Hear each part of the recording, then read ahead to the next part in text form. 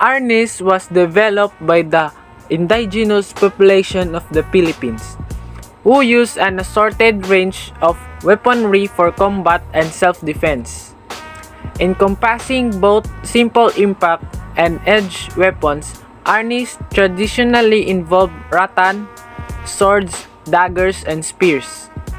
In 1521, equipped with nothing more than bladed weapons and their fearsome Anris abilities, Filipino islanders defeated Ferdinand Magellan armored, musket-bearing Spanish conquistador forces when they tried to invade.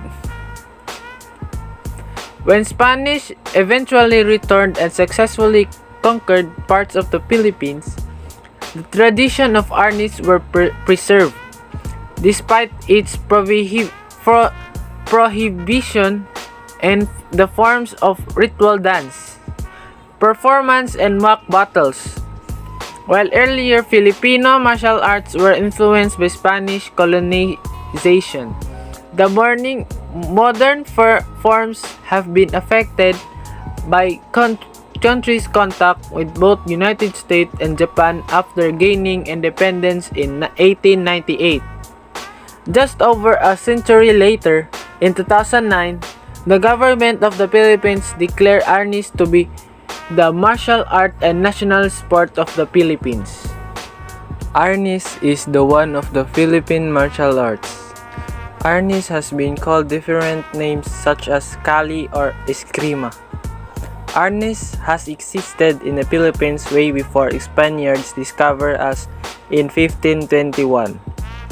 The practice and teaching of Anris was banned by the Spaniards due to its deadliness. Despite the ban, Anris has survived by blending itself in place or practice behind doors. If karate is to kata, then Anris is to sinawali. Sinawali means the way of the stick. The sinawali is a combination of attacks and blocks as well. However, most of the techniques done here is with the use of two sticks.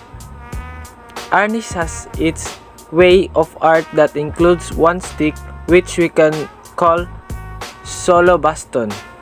The solo baston has three styles.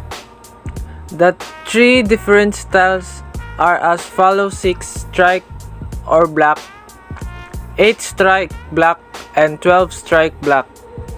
These three different styles have their own strengths and weaknesses. The 6 strike black style. This style attacks and blocks the following parts of the body: crown, both temporal, both leg, and the stomach. The pros of this style is that it's not difficult to remember and can be retrieved from memory easily. It is also easy to execute. So, disarming aids that threaten individual to protect himself or herself from the violent attacks that could an attacker pose to them. As handy as this is, it is also quite dangerous.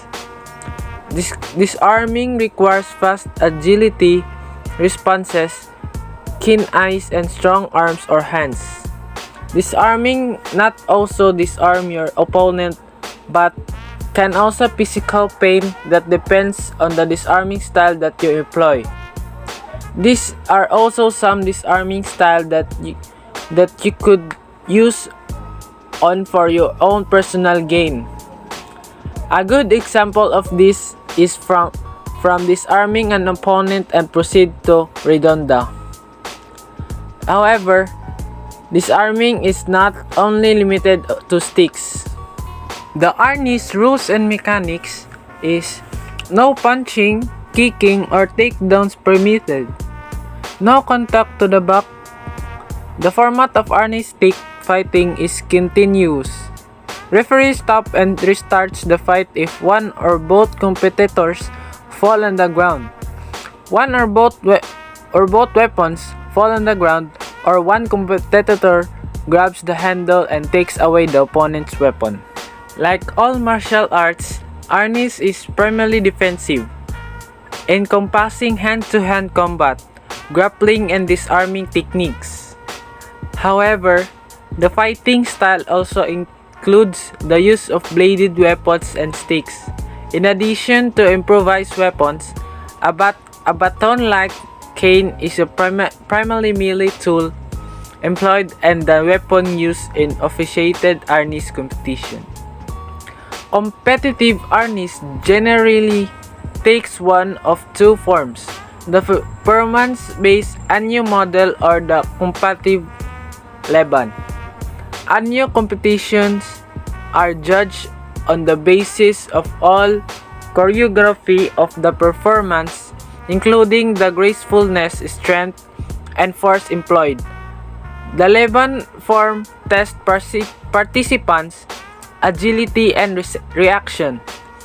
As competition are judged based on the number of strikes inflicted, although most Leban competition exclude body contact, such as grappling, blocks, and disarming an opponent using the hands or feet.